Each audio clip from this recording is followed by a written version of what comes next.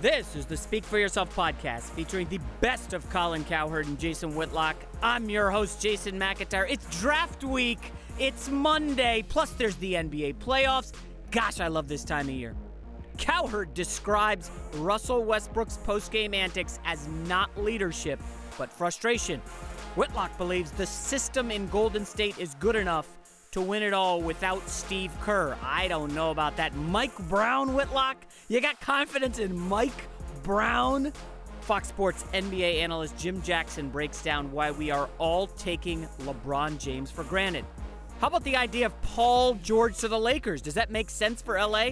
Of course it does. Also, we talk about the Blake Griffin injury and what it means for the future of Doc Rivers and the Clippers. Ready for Speak For Yourself? Colin and Jason, take it away.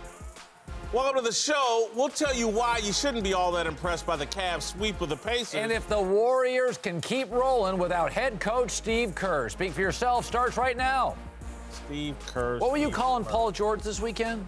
Studio superstar. Studio gangster. All right, hello and welcome. We're joined today by Hall of Famer Chris Carter and Fox NBA analyst Jim Jackson. Let's start in Oklahoma City, where Russell Westbrook put up another triple-double, but it still wasn't enough to take down the Rockets. The Thunder are now down 3-1 and are clearly overmatched every time Westbrook goes to the bench. Just be careful not to ask them about it after the game. Steven, second time in 3 games, you guys really struggled when Russell went to the bench. You were out there for part of that. What goes on when he goes to the bench? Why is Houston so successful? And do you sense that they sort of get an energy boost just from him going out of the game? Hold on, Steven. I don't want nobody to try to split us up. Yeah, Russell, I'm not trying to split you up, but twice in 3 games, you guys have not played well at all when you've gone to the bench. That's fine. I'm just trying to figure out what's going on. Russell, you ain't played well at all. Say Russell and the team haven't played well. Don't say when Russell goes out, the team don't play well. It don't matter. We in this together. That may be, Russell, but I asked Steven a question. And it's a legitimate question. Me and you. Next question. It's a legitimate question. Next question. All right, Colin, ignore the outfit. Was that good leadership that we just saw there from Russell Westbrook? No, it's frustration, and it's a reality that he created. This is what happened to Kobe before Pau Gasol. Kobe got in his car or helicopter, and he knew he had to drop 40 to be competitive. And the Lakers, finally, Kobe's like, in the moment, Kobe likes it. He got the attention. He got the points. Then every night you start driving to that arena thinking, oh, this is the 3rd night in a row I got to drop 45. But what's happened to this team is they've goosed his stats and done everything they can to drive up Russell Westbrook and keep him, make him happy because Durant left town, is now you get to the playoffs and his teammates aren't used to him sharing because that wasn't the season. The season was the triple-double. So Westbrook, they built it around him. He's the empirical gold standard of the franchise. They've enabled him. He tells the coach what he wants to do. Now you get to the playoffs where one man can't win games, and it's like, well, what do you know? The team doesn't have a second gear. He didn't cultivate that all year. You didn't see any good leadership there. Blame me if there's a problem. Don't drag my teammates. They can't do it without me. That's a cliche, though. Like, everybody knows you go and say, it's like Andrew Luck saying, I have no help. Andrew Luck, you've got, you know what I mean when he says, it's all my fault in Indianapolis? No, it's not. You fired the general manager. He couldn't get you any defensive players. That's transparent to me.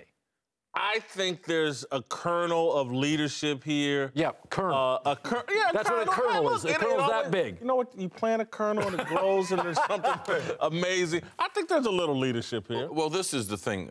Because of Russell and because of his image and because you didn't think it was authentic, because you're a person about being authentic, so you didn't think it was authentic. Last week he said the basketball's my only friend. He realized that that wasn't correct and it wasn't the right image. So I like what he's doing because he's trying to help his teammate. There is no obvious answer to this, but we suck when he's not on the court. Now, for you, I don't know why Russell's teammates not being dynamic in the playoffs is a surprise to you. That's not Russell's fault. At least he's trying to be a good teammate in the playoffs by trying to take some of the heat off of him by having this guy who he has a history with. And Russell realizes that the article, he's a columnist, is going to make his teammates look bad. So Russell was trying to get ahead of it to help his teammates. Very Trammell, good column. He is, but Colin, we talked about this earlier. To me, we got to take a step back. This team was not built and made to play against Houston. or Golden State. The original concept of this team was to beat a tough San Antonio team, the construct of. James Harden has the luxury, if he dribble drives, pick and roll, Trevor Ariza, Eric Gordon, Patrick Beverly, Ryan Anderson. Listen, Russell Westbrook doesn't have that luxury. These are professionals that are playing that can play. Harden does very good player. Play great. But in this system, it doesn't work because you're not a post-up system. You don't have shooters on the perimeter. So Russ is going to take bad shots. He's going to turn it over. He's going to get frustrated because he doesn't have the makeup to compete and to ultimately win, get to a championship with this makeup of the team. But wasn't this season for Oklahoma City, it was the quest to give him the trophy? Not the finals trophy. MVP. Yeah, I mean, they lost, and I understand it. There's a little bit of a low self-esteem in OKC right now. We lose Harden. What about the organization? They lost Harden. They lost Durant. You think it's all Russ's fault? No, I don't. What I think is there's a clear thing happening here, is that it's about, we're not losing this guy. It's his franchise. And so it is his franchise, and this year was about getting him the MVP, but he hasn't cultivated. When LeBron James this year said, I want to get people involved, we're all like, Michael Jordan wouldn't have done that. But now Cleveland is uniquely qualified and ready for nights that Kyrie's bad. Love's bad, others step up. There's truth, a lot of truth in what you're saying in terms this season is about winning the MVP for Russ. Let's make him happy. Let's make him an Oklahoma City legend, and maybe he'll stay the whole 15 years, 18 years like Kobe Bryant. The only thing I'll disagree with is I think his teammates are getting a really, really bad rap. Steven Adams, to me, is a guy that can be developed into a real contributing, consistent player. They were playing great for 2.5 quarters. They were up 12, 14 points in the third quarter. And guess who? And again, I love Russell Westbrook, but he came down and took 2 horrendous shots back to back early in the shot clock. He's the only guy that really had the ball. That turned the game. When you're as dominating as Westbrook is, am I unrealistic to say sometimes he intimidates teammates? Like, they're not going to step up and get the ball from him. He's going, like with LeBron, there's a certain centrifugal force with Westbrook. I think his teammates sometimes sit around and watch him. Well, I saw it with Kobe. I played with Kobe, and I saw teammates kind of fall back a little bit because they weren't as confident. Because Kobe won, if you missed a shot, he would get mad. If something happened defensively, he would get mad.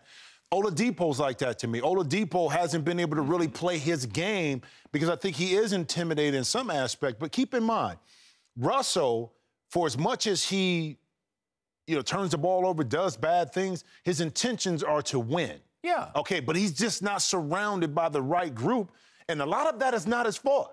But let me throw this out. When he was surrounded at the All-Star game, this is a weird stat I found out today. Last 2 years, he's taken more threes than Steph Curry. So even when he's around great ones, he kind of lives in a tunnel. Like, he really thinks, well, I can make... No. If you're on the floor, if any of us are on the floor with Steph shoots more threes. When he had... He reverts back. When he played with Kevin Durant, he shot 43%. This year with no Durant, 43%. Some of this is his DNA. He is who he is. He is who he is in regards to that. Let's go to the NBA's best player, LeBron James, who hit a go-ahead 3 and swatted the Pacers shot there from the playoffs yesterday. Cleveland may have completed the sweep, but every game was close, and the whole series was decided by a total of just 16 points. Even still, LeBron seemed very optimistic. Well, we've always been pretty calm, no matter if we lose a lead or we're down. We're a very resilient team. We kind of just stay even keel, and I think we took another step forward in that in this series. No matter what was going on, even after Thad tip in for them to take a 2-point lead, we just kept our composure and executed, and then we got stops, and that's what it boils down to. And you make the plays when they need to happen, and we did that. All right, Whitlock, still concerned deeply about the Cavs. Yeah, no, I really am, because the Pacers, not very good. I thought Paul George took some of his teammates to the woodshed for no reason. instead of bringing them together during this playoff stretch.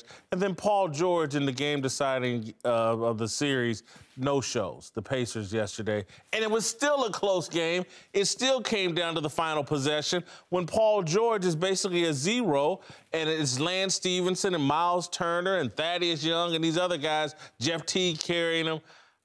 16 points, I think, is for 4 games. Closest 4-game sweep we've ever seen. The point differential. It was only a sweep, 16. though. Yeah, it was a sweep. It was a night. You know, when Ohio State beats Michigan again, are we going to count margin of victory? I mean, at some point. Oh, yeah, they played. It was a competitive game this year. Went down to the wire. You can say what you want. At the end of the game, same results. Let's be honest. Last year against Detroit, they were tied or trailed in the third quarter in every game. Here's what we know about Cleveland. It's kind of Alabama in the SEC. You can get pretty close, but then when they feel the heat, they just kind of click it a little bit. They're kind of playing to their competition, no? Well, I think it's a little different than flipping a switch, all right? They got several issues going on that I believe are good signs for Cleveland. Darren Williams, he's in shape now. When he got there, he wasn't in shape. He wasn't even a factor. Now, him as a three-point shooter that's a huge thing for Cleveland. Also, he's playing better defense. That's why they could have Kyrie sit in game number 3 in the fourth quarter because of him. Love got hurt, so Love's legs are starting to get back under him. And style of play. LeBron realizes, okay, this is going to be the style of play with these different players.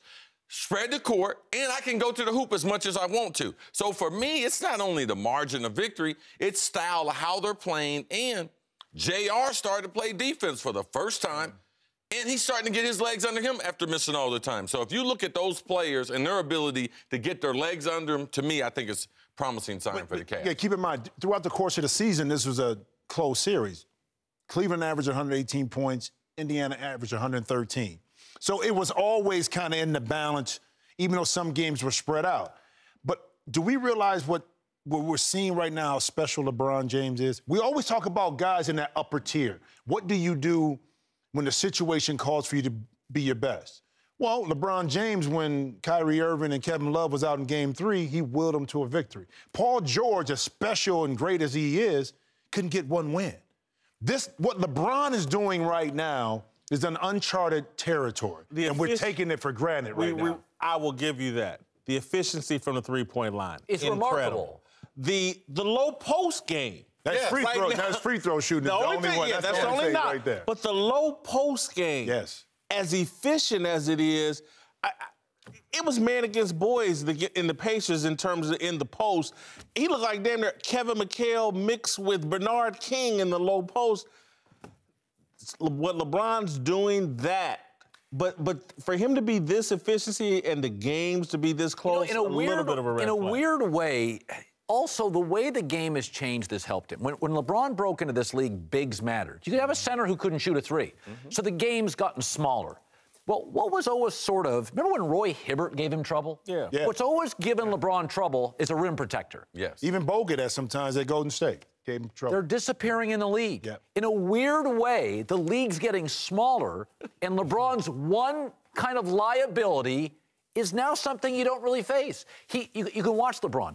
We all knock on him that he doesn't have a great low-post game. I think LeBron says, the game doesn't demand I have one. It does demand I can shoot threes, and he's gotten better shooting threes. Well, Miles Turner, I think out of youth and inexperience, he never challenged LeBron at the rim in this entire series. And the reason why, because they don't play an offense where they're going to have Christian post up. They're going to do a good pick and roll or pick and pop, or LeBron's going to take the guy off the drive. So the center is removed from being in the paint because of the style they play. That's the reason why he's not effective. I mean, LeBron right now, you watch him, and as the league has changed, you can't touch him. It's not very physical. He takes care of his body. There's nobody at the rim. I got about 6 more years of LeBron doing this. I mean, we better get ready. He's going to make a few more trips. This might be the best LeBron we've ever seen. All right, welcome back. Chris Carter, Jim Jackson are back. Let's move to the Golden State Warriors, whose coach Steve Kerr will miss a second straight game due to complications from a back surgery he had 2 years ago. Even worse for the Warriors, Kerr said there's a possibility he won't be able to continue coaching for the rest of the playoffs. I will say this is not going to be a case where I'm coaching one night, not coaching the next. I'm not going to do that to our team, our staff. We're hoping that over the next week or two, whatever it is, I can sort of make a definitive realization or deduction or just feel it that I'm going to do this or I'm not. I'm hoping for some improvement. If I can get some improvement, I'll get back on the sidelines. But I'm not going to do that unless I know I can help the team. All right, Whitlock, Warriors rolling. Will they be slowed down by Steve's absence? No. They won a bunch of games without Luke Walton. They won a bunch of games without Kevin Durant. The Warriors have a roster and a system and a mature enough roster that I don't know if it matters. Mike Brown, the assistant coach who will step in, has taken the Cavaliers to the NBA Finals. He's an experienced head coach. Again, maybe not the greatest head coach. He might have been just sitting in the car that arrived. But go ahead. Just go ahead. Anyway. Well, there is. I'm sorry. But there is a certain inertia to it. Yeah. Like when Jimmy Johnson left and Barry Switzer took over for a year. For a year, Barry got him to the Super Bowl. I mean, I always joke, I could take over my Barry also ate a hot dog at the Pro Bowl on the side. But I'm saying is, over time, Barry's a liability. Yeah. But I think there is a system or a culture or an inertia. I think it's a high IQ basketball team. They run a very fluid offense. They can coach themselves offensively for a 7-week period.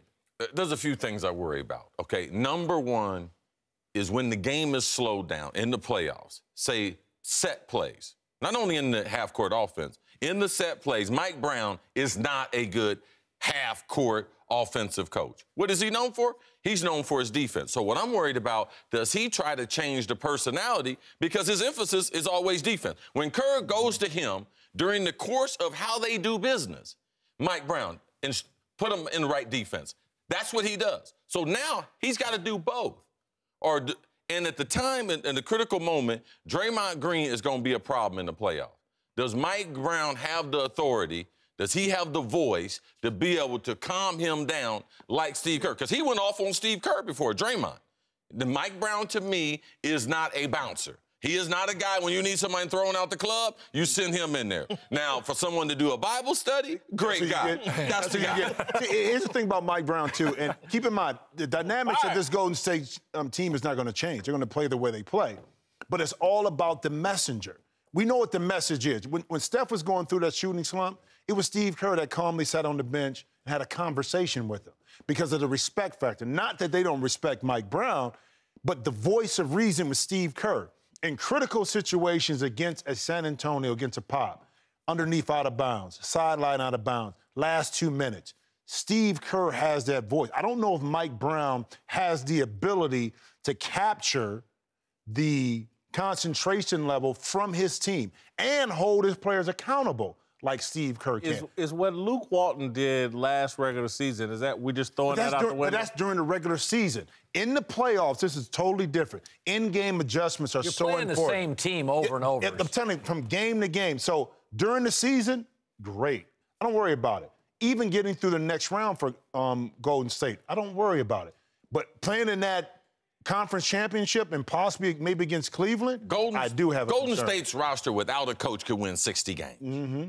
That type of system of getting up and down and getting those shots with those 4 players, man, they could have a bunch of other players out there with them and no coach. They could win 60 games. They are that talented. They have 3 of the best shooters in the world. And they're smart. I'm going to add this as a hypothetical. Yes. If they were to win it without Steve Kerr, is that a bad look? Would that diminish Steve Kerr at all? No, but remember, when Chip Kelly left Oregon, Mark Helfrich got back to the title game. Now he's fired. Like, again, I think there's a reality of sports. Yeah. For 7 or 8 weeks, you can take an inertia or a movement or, as you said, a culture, and for a short period, it works. Of course, it's a bad look. When you left the show that one day, ratings spiked. It's not good. It's not good. You're on it. You had a good weekend, dude. You had a good weekend. To Salt Lake City, where the Jazz came back last night to beat the Blake Griffin-less Clippers and even the series at 2-2. Before Blake got hurt in Game 3, Doc Rivers had been under fire with a lot of people saying he needed to win this series to keep his job, but Blake's absence now provides a convenient excuse if the Clippers lose. Colin, did Blake's injury actually provide some security to Doc's job? I think Doc's now actually dealing with more injuries than an actual doctor. I mean, it is remarkable. I think it gives him, you know, the old saying, plausible deniability. It gives him plausible viability, that he can say, hey, when Ballmer sits down with him, the impatient billionaire, he can say, listen, it's Chris Paul, Redick killed me, Blake got hurt, DeAndre can't shoot. It gives you in that exit interview, it gives you excuses and outs. Let me answer all those questions. Those are your guys, Doc.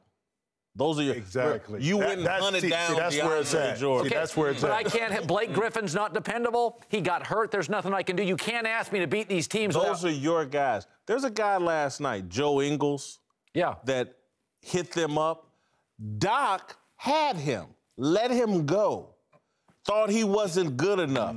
Joe Ingles is going to get paid this offseason, I believe. 11 assists yesterday. Doc Rivers, again, if I'm Steve Ballmer, I got answers for everything you just said there. Hey, injuries happen. You think, you know. Okay, but I'll go back to the Marvin Lewis thing. I always support Doc and Marvin Lewis. What were the Clippers before Doc? Okay, all I'm going to say, what were the Bengals before Marvin Lewis? Tomlin inherited a Rolls-Royce. Doc inherited the worst franchise in North America. So if you want to throw him out the door, remember what you were. He has added stability. Right. I wouldn't throw him out the door. I would be open to someone taking over the head of basketball operations. Right. Yes. But I'm going to tell you what this did show me. I'm not keeping Blake Griffin. Thank you. He's got to go. And if I'm building this team, I'm building it around Chris Paul because he is a beast. Oh. He is the one out of everything for the Clippers besides the logo and Ballmer with all that money. Those are the only things going to stay. That's right. Now, if somebody wants the center, they can have him. Just throw in a cold beer. Just throw that in. Because this is about Chris Paul to me. And his window, think about it. Chris been in the league for a while now. 32 years old, I think, next year. So it's not like we're on that middle stage where he's reaching his peak. The window here for Chris Paul to build a team around is very short. So to me, it was 2 years ago when they lost to Houston. Okay, when Golden State was young, when Cleveland was injured, that was their window for the Clippers to make a move and win the championship. They're 2 years removed. They have to move on. I love Blake. He worked on his game. But right now, it's time for this franchise to get rid of that and understand it. They need to go find a three-man, put him on the wing that can complement Chris Paul and what he does, open up the court a lot more, and now you can compete with a Golden State. There's three athletes in this country, Mike Trout, Andrew Luck, and Chris Paul, I think are being underserved by either teammates or organizations. Mike Trout, he could be the best player in baseball. They signed bad players. Andrew Luck, no defense. Finally a GM going to the defense. Chris Paul has been unbelievable. Because of Westbrook's explosion and Harden's game, nobody's paying attention to Chris Paul. His efficiency is staggering in these playoffs. I'm going to circle back to our original question. Okay, we're going to move on from Blake Griffin. Are we going to allow, and Chris has already answered this, are we going to allow Doc to pick the guy that replaces Blake Griffin, that wing player? I think they need a GM. I agree really with do. Chris. Allow Doc to be Doc and allow a GM to come in there that really understands, that doesn't have the buy-in of his player, that he can have some discernment in regards to who he chooses to go get. This leads to the next question, though, then. When you've been chopped down to size, can you still be the same leader? Can you still command the same respect in the locker room when everybody knows, oh, they took half your job from you and half your paycheck? Got a title, 50 wins every year. I think the team would respond because the team would know that the organization is going in a different direction. And if we love the guy, let's play hard for him and rally around him. I think that's the typical message to the locker room. Yeah, and for me, too, it's not about a demotion for Doc. Also, now he's dedicating more of his time to really being the head coach they need him to be. You work for a PR firm. Who, me? It's not a demotion. It's not a demotion. It's not, in my mind, from a player's perspective. I mean, from a money perspective, yeah, Doc is going down. But I'm trying to play for an organization that I know, one, is going to put me in a position to win. And if that means replacing Doc from GM, so be it. That's what I need to do. My job. You can take my son and everything. I'm keeping my job. Yeah. By the way, at least one of them. I don't know the order of it, but Mike Holmgren did both for Seattle. They took the GM away, and I think he kept his job and was a better coach. So I don't think Holmgren ever kind of lost the respect of the locker room. All right, welcome back. Jim Jackson is back, and we're joined now by Super Bowl champion, longtime radio host Eric Davis. Let's return to Indiana, where there's been a lot of speculation about what the Pacers will do with their biggest star, Paul George. After getting swept by LeBron yesterday, George dodged questions about his future with the team. With free agency pending for you, do you want to stay in Indiana, and how do you proceed at this point? Does the All-NBA situation will that have an impact on what you do? I ain't even at that point yet, Bob. Next question. All right, Colin. The Lakers have long been rumored to be interested in Paul George. After what we just saw, should the Lakers be interested? Yeah, he's really good. I know you're down on Paul George. Your nickname now is PG-13? Yeah, PG-13. That's his nickname, PG-13. Kid stuff. Okay. Yeah. The last time the Lakers grabbed a big free agent, it was Mozgov. The Lakers can't get players to interview there. Now, think about that. I'm L.A. I call and say, would you come for an interview? Nah, bro, I'm in Milwaukee. I'm going to stay here. Like, they can't. We're all forgetting what the Lakers are. Not what they were. What the Lakers are is they can't get free agents to visit. If you get Paul George, he doesn't take LeBron out of the world. Just LeBron doesn't exist. He's one of the 10 best players in the league. But what I think you saw, though, with Indiana and Paul George is his inability to really take over and win a tough game. Now, with the Lakers' perspective, they need a splash. They need somebody to come in. Thank you. So Paul George is that guy. But if you're talking about winning a championship, you better surround him with another A player in order to get that done. Because by himself, I don't think Paul George gets it done. That's way off. But if your championship, can you be interesting? Well, I'm just saying. It costs a lot of money. But Magic is talking about getting the franchise back. You're talking about ultimately winning a championship. Yeah. So the pieces start with your main piece. Right. So if Paul George is it, Paul George is it. But if the All-NBA team happens, that throws a little wrench in the system in regards to money's available, whether it's a sign and trade. Will Paul take less money to come to L.A.? It's a lot of factors within that decision. He's not going to take that much less money. No, so you got to look at a sign and trade. And you just mentioned that we've forgotten what the Lakers are. No. As a ticket buying... As a ticket buying Lakers fan, okay, a little piece of me dies every time I go to Staples. So do you need Paul George? Yes. Yes, he's an A player. You got to get one, Whit. What are y'all watching? What am I watching? I'm watching the Lakers play, and they are hot garbage. He's a studio superstar.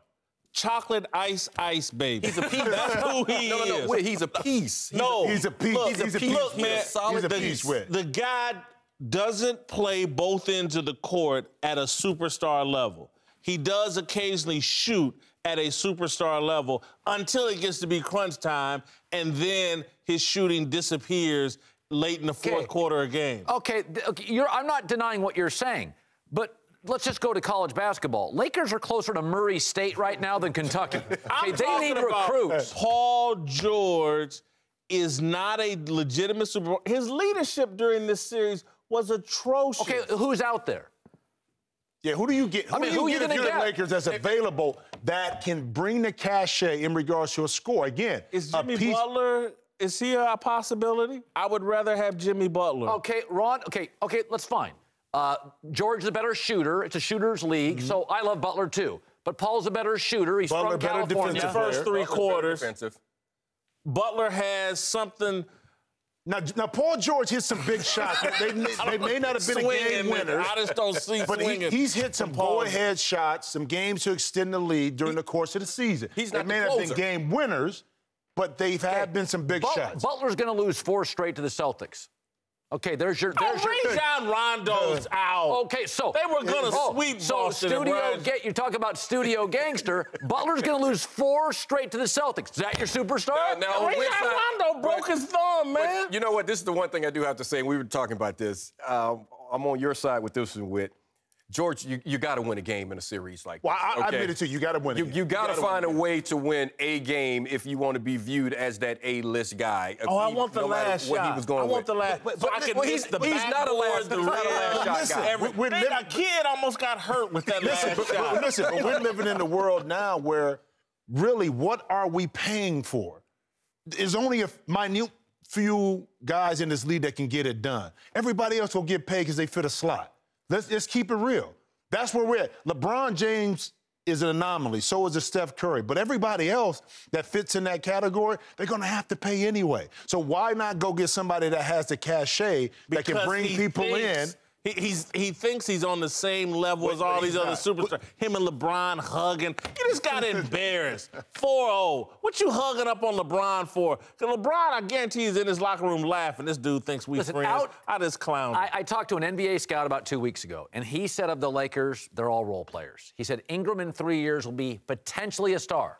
So if you could get me even a quasi-star, they have a roster of role players. You take Brandon Ingram out, there's not a guy on that team that a top GM would say, that's a starter for me. Randall, Nance, Clarkson, Russell. Those are backups on good teams. Immature kid that you be putting around D'Angelo Russell and these other guys. It's something. The piece of it. This is the Speak For Yourself podcast featuring the best of Colin Cowherd and Jason Whitlock. I'm your host, Jason McIntyre. Make sure you check us out. iTunes, SoundCloud, YouTube, Facebook, Instagram, every social media outlet that exists, this show is on there. Hey, I know there was a good discussion earlier about Steve Kerr, Mike Brown. Guys, I'm telling you, Mike Brown's history in his confidence is shot. This is a guy who tried to install the Princeton offense with Kobe, Steve Nash, and Dwight Howard. Totally blew up in his face. They dusted him in a year. He coached Kyrie Irving and the Cavs, couldn't win more than 35 games. Out of there in a year. This guy has no confidence. He could be in serious trouble going against a Popovich, a Mike D'Antoni, heck, even a Ty Lue and LeBron James combo. I've got major concerns about Mike Brown keeping order in Golden State. Remember, big ego with Kevin Durant, huge ego with Draymond Green. Steve Kerr manages that well. I don't know that Mike Brown can. Talk to you tomorrow.